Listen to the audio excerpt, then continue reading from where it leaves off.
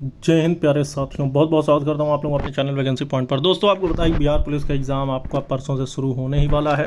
तो इससे पहले मैं ऐसी वीडियो लेकर आया हूं जिसमें मैंने साइंस के वो क्वेश्चंस कवर किए हैं जो कि 100% ये पेपर में छपने ही वाले हैं। तो जो पेपर में छपने वाले क्वेश्चन हैं उसको आपको बहुत ज़्यादा ध्यान देना होगा।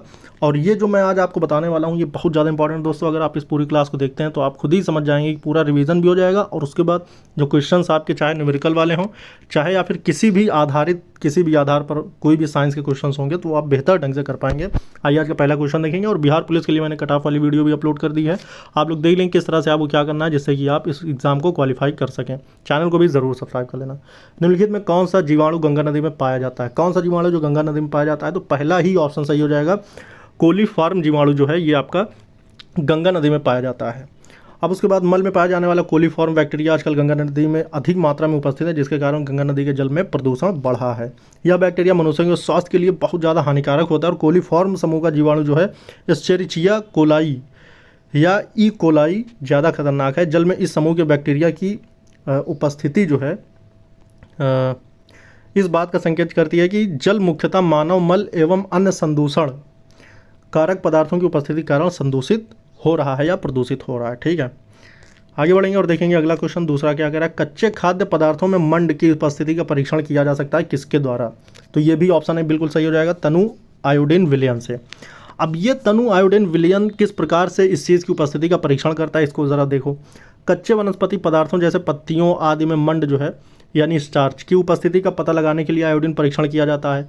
और आयोडीन का उपयोग और किस चीज़ में किया जाता है? तो चोट लगने की जो मलहम बनाई जाती है उसके लिए। ठीक है, तनु आयोडीन विलयन की बूंदे डालने पर यह तुरंत नीला हो जाता है, तो इससे यह पता चल जाता है कि इसमें मंड पाए जाने का प्रमाण यही होता है। ठीक है, आगे बढ़ेंगे और देखेंगे पीएच अगर किसी का 6 यानी pH = 6 का विलयन प्राप्त करने के लिए, अगर किसी ऐसे विलयन में कि जिसमें pH वैल्यू 6 हो, प्राप्त करने के लिए pH 3 के विलयन को कितनी बार तनुकृत किया जाएगा? अगर किसी का pH वैल्यू जो है 3 है तो उसमें कितना उसको तनुकृत किया जाए यानी एसिडिक किया जाए जिससे कि 6 हो जाए? तो इसका जो सही ऑप्शन होगा वो होगा 1000 बार। ठीक है, 1000 बार करेंगे तब जाके वो pH वैल्यू 6 दे देगा।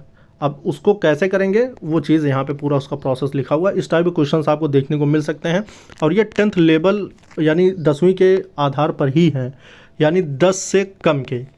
आपको पता है कि 10th लेवल का ही सिलेबस आपसे पूछा जाएगा, तो ये 10वें सिलेबस से कम ही के सारे हैं। और इसके आगे बढ़ेंगे और देखेंगे अगला क्वेश्चन। चींटी के डंक में पाया जाने वाला अम्ल होता है, वैसे तो फार्मिक अम्ल होता है, लेकिन उसका फार्मिक अम्ल को दूसरा क्या कहते हैं? मेथनोइक अम्ल। चींटी आदि जैसे छोटे जीव डंक मारते हैं और इनके डंक के कारण त्वचा में जलन होने लगती है जिससे खुजली भी होती है। इस कारण इनके डंक से निकलने वाला एक तरल विष है जो फार्मिक एसिड होता है और ये अम्ल मेथनोइक अम्ल के नाम से भी जाना जाता है। फॉर्मूला ये है SCOOH। कभी कभी इसका सूत्र दे देगा, कभी कभी इसके रासायनिक नाम पूछ लिए जाएंगे। या फिर निम्न में से कौन सा सल्फाइड अयस्क है? आप देखिए इसमें कुछ चीज़ें ऐसी हैं जो अयस्क कभी कभी मतलब ऐसे क्वेश्चंस पूछे जाते हैं कि डायरेक्ट अयस्क पूछ लिया जाता है। और अयस्क संबंधित मैंने आपको पिछली वीडियोस में भी बताया था और कुछ चीज़ें हैं जो आपको मैं आज और फिर बताने वाला हूँ। तो ये किस किस चीज़ के अयस्क हैं ये भी आपको जानना बेहद ज़्यादा ज़रूरी है। फिलहाल यहाँ पे देखें तो इसका ऑप्शन बिल्कुल डी सही हो जाएगा। सल्फाइड अयस्क जो है आयरन पायराइट में पाया जाता है। ठीक है, दी गए विकल्पों में आयरन पायराइट यानी लोहे का एक सल्फाइड अयस्क है जिससे रासायनिक रूप में आयरन सल्फाइड कहते हैं। ठीक है, आगे बढ़ेंगे। निम्न में से विद्युत का कुचालक कौन है? विद्युत का कुचालक पूछ रहा है दोस्तों, तो विद्युत का कुचालक जो होता है, फिलहाल अगर इसकी बात करें तो यहाँ पे तो ठोस नमक हो जाएगा, क्योंकि NaCl जो है पॉजिटिव निगेटिव मिलकर ये पूरी तरह उदासीन हो जाते हैं और उदासीन चीज़ें बिल्कुल ही कुचालक होती हैं। और वैसे तो आसुत जल भी कभी कभी पूछ लेता है कि कोई भी ऑप्शन दिया होगा आसुत जल अगर उसमें दिया हुआ है तो वो भी आपका विद्युत का एक प्रकार से समझो कि बहुत ही कम सुचालक होता है या फिर कुचालक कह सकते हैं उसको भी। ठीक है, सबसे बाह्यकोश सबसे अंतःकोश की ओर आने पर कोश की ऊर्जा क्या होती है? तो ये घटती है, क्योंकि आप किसी भी बाह्यकोश यानी अगर आप नाभिक बनाते हैं जिसमें प्रोटॉन और न्यूट्रॉन पाए जाते हैं, उसके बाद उसके ऊपर आपका प्रथम कोश जिसमें सिर्फ 2 ही इलेक्ट्रॉन होते हैं, उसके ऊपर आपका 8 इलेक्ट्रॉन यानी 2, 8, 18, 32 इस तरह का इसका कुछ स्ट्रक्चर बनता है। तो इसमें आप देखें कि सबसे कम ऊर्जा इसकी होती है जो कि एकदम नाभिक के पास में होता है, फिर उससे ज़्यादा, तो बाहर की ओर जाने पर ऊर्जा बढ़ती है और बाहर से अंदर आने पर ऊर्जा जो है घटती है। तो यहाँ पे वही कॉन्सेप्ट समझाया गया है। तो अंतःकोश की ओर आने पर अगर बाहर से आप मतलब बाहर वाले से अंदर वाले की आ रहे हैं, नाभिक की ओर आ रहे हैं, तो इसकी ऊर्जा क्या होगी, घटेगी। ठीक है, बी ऑप्शन बिल्कुल सही हो जाएगा। आगे बढ़ेंगे और देखेंगे एक तत्व एक्स जिसकी संयोजकता 3 और 5 है। अगर कोई तत्व एक्स है जिसकी संयोजकता 3 है और 5 है, ठीक, संयोजकता का मतलब इसकी वैलेंसी या आवेश 3 पॉजिटिव या 5 पॉजिटिव, इस प्रकार से दोनों स्थितियों में इसके सल्फर का जो होता है, सल्फाइड का जो संयोजकता होती है वो 2 होती है। अगर हम यहाँ पर देखें कि सल्फाइड की संयोजकता 2 और एक्स की संयोजकता 3 और 5 है, तो इसका जो यौगिक होगा वो किस प्रकार से बनेगा, तो एक्स लिखेंगे, सल्फाइड लिखेंगे। अगर एक्स की संयोजकता 3 है तो वो सल्फाइड के साथ लिखा जाएगा, और सल्फाइड की जो संयोजकता होगी वो इसके साथ लिखी जाएगी। तो एक तो हो जाएगा X2S3 सिर्फ डी में है, तो यही वाला आपका सही हो जाएगा, और दूसरा वाला भी X2S5 हो जाएगा, क्योंकि एक्स की वैलेंसी इसके साथ लिखी जाएगी। आगे बढ़ेंगे और देखेंगे अगला क्वेश्चन। वही चीज़ें यहाँ पे देखिए, आप समझाया भी है कि एक x में 5 है, एक 3 है, तो X2S3 बनेगा, X2S5 बनेगा। हीमोग्लोबिन की संघटक धातु है।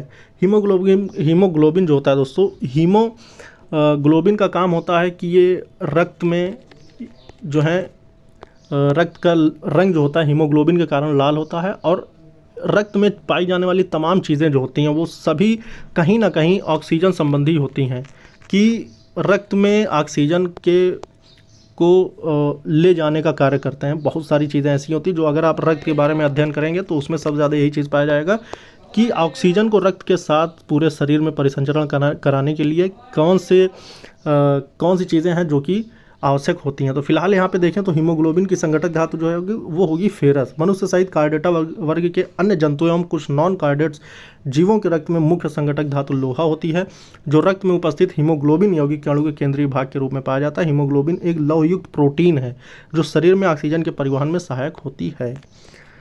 वैद्युत तारों के रोधन में क्या प्रयुक्त किया जाता है? वैद्युत तारों के रोधन में आप समझें ये रोधन क्या होता है। रोधन का मतलब ये होता है कि एक प्रकार से ये समझें कि जो विद्युत तार होते हैं, मान लीजिए कोई तार है, तार को अगर हम रोधन युक्त बनाना चाहेंगे तो इस तार को हम खुला नहीं रख सकते, इस तार पे हम कवर चढ़ाएंगे जिसकी वजह से तार का रोधन हो जाएगा।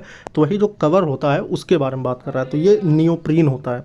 घरेलू विद्युतीय परिपथ में प्रयुक्त चालक तारों के ऊपर विद्युत रोधी पदार्थ जैसे नियोप्रीन रबर की परत चढ़ी रहती है। नियोप्रीन एक प्रकार की कृत्रिम रबर है जो क्लोरोप्रीन के पॉलीमेराइजेशन से प्राप्त होता है। इस पॉलीक्लोरोप्रीन भी इसे कहा जाता है। ठीक है, ये चीज़ आप ध्यान रखना। और वैसे जो घरेलू विद्युत नहीं होते, यानी जो खंभे पे होते हैं तार, उसमें आप देखेंगे तो उसमें किसी ऐसी प्रकार की कोई भी चद्दर या फिर किसी प्रकार का रोधन नहीं होता है। तो इसका सही ऑप्शन सी हो जाएगा।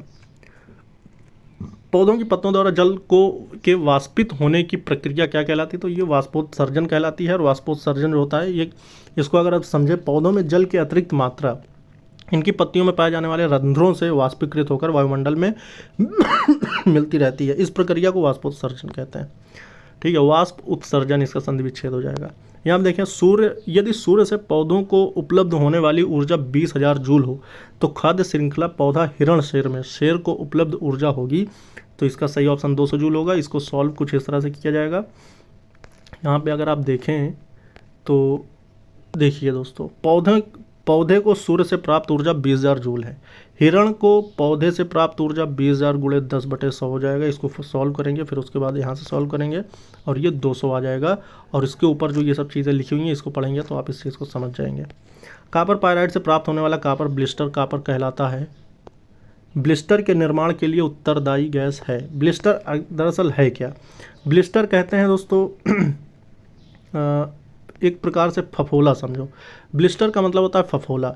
जैसे अगर यहाँ पे दिया है कि कॉपर पायराइट का फॉर्मूला जो होता है ये कॉपर Fe(S2).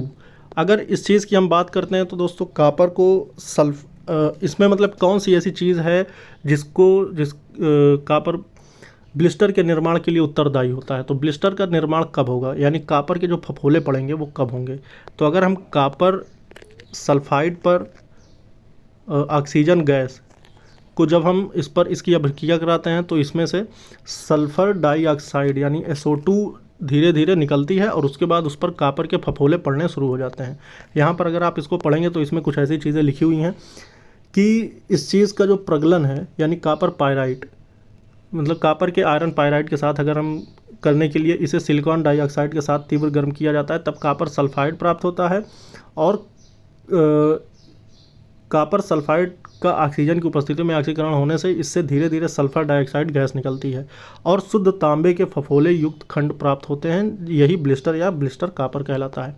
जो ये फफोले होते हैं यही इसका ब्लिस्टर कहलाता है। तो इसका जो सही ऑप्शन हो जाएगा ये हो जाएगा सल्फर डाइऑक्साइड। आगे बढ़ेंगे और देखेंगे अगला क्वेश्चन 14वां। मीथेन, एथेन, प्रोपेन, ब्यूटेन में बढ़ते हुए क्वथनांक में व्यवस्थित करें, यानी क्वथनांक जो है सबसे ज़्यादा क्वथनांक किसका होगा। तो इसमें सबसे ज़्यादा क्वथनांक जो होगा वो ब्यूटेन का होगा, फिर प्रोपेन का, फिर एथेन और सबसे कम मीथेन का।